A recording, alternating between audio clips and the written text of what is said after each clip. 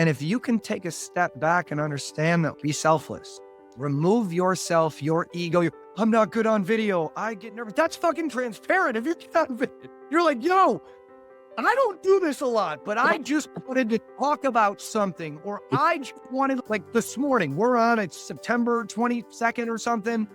I got on this morning and I just had some thoughts. So I asked some questions. I was like, I think this morning I asked people like, what would you do if you had $20,000 to invest in your business today? What would you do? Another one, we were talking the other week, like I gave up drinking 18 months ago, which is a good decision for me. Me and my wife did it at the same time. I want everyone to drink, to get married, to do whatever they want, to smoke weed out of your gun with your husband and wherever you want to. Life is hard enough to be happy. Do what makes you happy. For me and my wife, we decided we were gonna stop drinking. I asked the other day, for those of you that drink or don't drink, how often and have you ever stopped? There are things, got 300 comments of just people talking about their life, about what they're going through. I've seen there's like threads in there with people having like conversations with people that I've never met. And I'm always so humbled that I can put shit out in the world just to get conversations going, to connect other rational individuals to have intelligent conversation and be inspired. And maybe a year down the road, these people meet in person or become friends and get closer with the people that they grew up with because they have more in common. And I think all of that starts with putting out content, with sharing, with asking, with having community. Because for all the negative about the internet and data and politics and bullshit and all the shit we're exposed to in the news, what about the beautiful part? About being able to just like connect with people and have conversations with like-minded individuals. And it all starts from me putting out content. Well, dude, and what you said about knowing, so like you and I met in person once. We talked for about 30 seconds at a 7-figure agency event, shook hands, whatever. Hey, what's up, bro?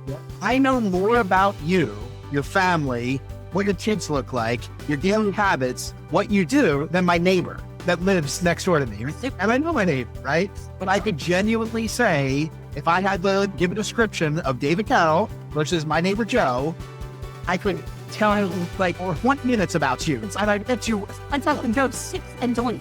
Met you one time, but it's from that. And I think it's very important point because getting back to doing it well, number one, you're absolutely right. Like Josh Nelson, we both know Josh Nelson. I always tell people in the 7-figure agency, right? I'm like, Josh is a great content guy. He's great on camera, his hand motions, his things. I'm like, go watch, because I've known Josh for 5 years. I'll remember Josh when we had like little, in the Holiday Inn, like little bag lunches, right? Like these little small little masterminds, right? I remember that 7-figure agency. And I'm like, go back to that content and look at that content. It's terrible. But in the perspective of this, but it wasn't terrible because it was consistent and he did it and he showed up and he got better. It's a trained skill, right? So like you said, yeah, you can just jump. You could just, I bet you do one take content all the time, right? Just turn on your camera and just start talking. It's an acquired skill. You did it so consistently for so many years. The other thing that I think everyone can take away from this is the blended content. And that's what I appreciate. Honestly, that's what I got from you. And that's what you see my stuff, man. It's about, so I'm obviously do mindset coaching and I do 12 daily disciplines and put everything in place. But everything that I produce on there is similar to that. So like, for example, I have a shredded 16-year-old, you know, my kid, right? Just jack. But that kid has adopted, like he got super motivated, right? He's like, God, I want to go to the gym like 2 years ago, but he adopted habits, dude, where he's a 16-year-old boy who wakes up at 4:30 in the morning, goes to the gym, right? Comes home from the gym, eats 6 eggs with a measured glass of milk, with a protein bar, and just dials it in, bro.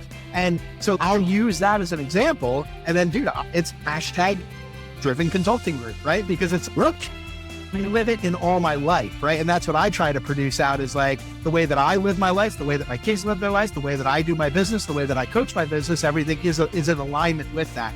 So point being is blend the personal and the professional, right? I think some people will just create that one thing and then and the other thing is, from content tip, and I got this from you too, is to your point, don't make the content about me, right? Don't make it just about me.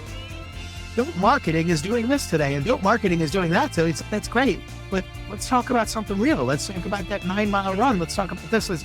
because it connects at a different level, right? And it just connects. It makes you more human. It makes people connect. A couple of tips from one of the best in the business at content right here, David Cow. Listen, make it authentic and connect with people. And to your point, that had nothing to do with anything you sell, bro. Hey, I mean, alcohol or this or that. Let's say more than half of the content you produce actually has nothing to do with what you sell. Like 20% of the content that you put out there probably it's like we're in business from 9 to 5, right? There's a little sprinkle or alluding. Like, well, these things that we're doing. I remember that piece, but it's still tied in. And I think that's key. All right, man, this has been awesome. Thank you for sharing the content tips. I think a lot of people, and seriously follow this guy, right? So if you don't follow him, follow this guy. Like you will get some really good content tips. Last part, we touched on it. I always like to find out the why. And I always ask people, and actually I had somebody, I think you know her, Chris Rodriguez, she owns the martial arts studio and stuff. Chris Rodriguez gave me this little thing, and we did this on her podcast where she was like, she did this exercise in discovering a why, and it was 7 layers deep is what she calls it, right? So when you say, hey, my why is I want to be a good father for my kids. Why? Layer 1. Because I want them to have a good life. Why? Well, because why? And if you keep asking yourself why, it's just an interesting exercise. You start to dive deep into what that really means, right? Like, what is that really driving? Because I don't want them, like, perfect example. All 3 of my kids, really good martial artists, man. Obviously, very physical. Obviously, would you guess that my kid was the #1 target of bullying in school? Probably not. And honestly, never has dealt with it. But he's put himself in a position of confidence where A, never will he get bullied, but B, never will he be the bully, bro. And nor will he allow that to happen around him. And nor will, so there's that aspect of it. But a lot of that got imparted from, yeah, man, I didn't want my kids to go through what I went through. So at a very young age, I taught them how to defend themselves. I taught them and built themselves up in that scenario and none of them fight, bro. Like, honestly, my only kid that ever got in a fight was my 15-year-old kid. Got in a fight one time. It was when we first moved down to Florida. He was like 10, 9, something like that. Walking home, there's a boy in his class who's autistic, really cool kid, little surfer kid and everything. And Christian really liked him. So walking through the park, a bunch of kids go up around the kid, messing with his hair, with his classic stuff. Just knocked his books to that. So my kid just walks past quietly. Nobody knows my kid yet. He's new to the school. He's the new kid. Just walks past quietly. He's like, yo, leave him alone, bro. Just like that. No big deal. Just leave him alone, man. He's like, no, you want smoke, man? And the kid gets all tough with him. Like, Christian's just looking at him like, dude, you have no idea, right? No, I'm not going to fight you. And this kid's way bigger than him. Christian's small, right? So anyway, he's just harassing. Now he's harassing Christian back. So Christian's like, dude, I'm not going to fight you. So the video starts with Christian, basically, the kid comes over and he goes, all right, listen, he goes, I'm going to give you either you're going to get up and back up your words, or I'm going to go beat him up, the autistic kid, right? So Christian goes, that's the way it is? And he's like, yep. So then he goes, I'm going to ask you one more, and this is now on video. I'm going to ask you one more time. Do you want smoke? Christian stands up, drops his school bag and goes, yep. Walks right towards him, right? Gets 2 inches from him, just standing there. And he's like, do something. And now you can see the kid's like nervous. Oh my God, this is actually happening, right? So quick, drops some guard, flips him over, puts him in the thing, gets a rear naked choke, hits him in the thing, right? And then everyone's like, what just happened? So it's like, duh, right? Christian like puts his ass and stands up. Now everything, don't do that wrestling crap. This is a fight. You got to fight. Well, Christian trained in Muay Thai. So Christian gets in a Muay Thai stance.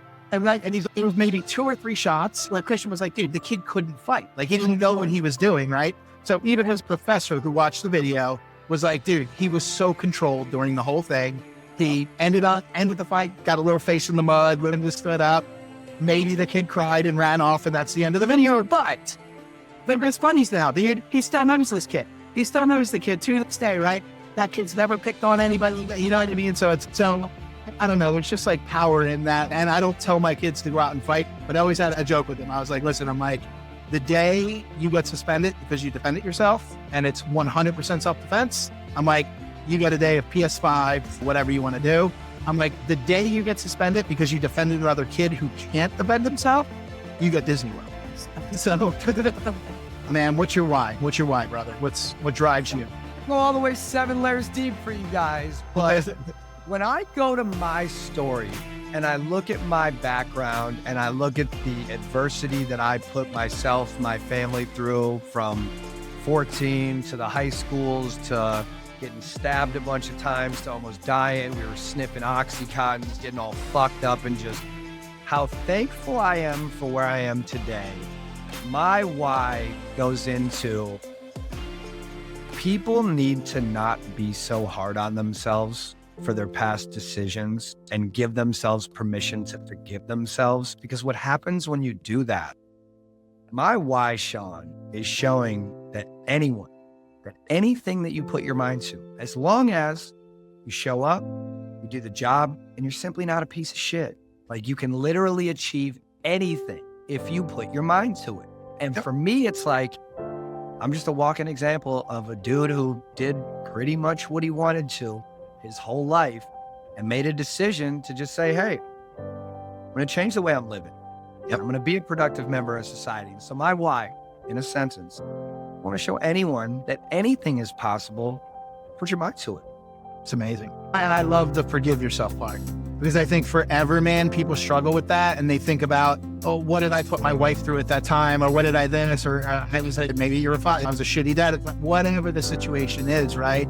And you do have to forgive yourself, because if you don't forgive yourself, you're always stuck in it forever. You're stuck there forever. So I think that's huge. I think that's amazing.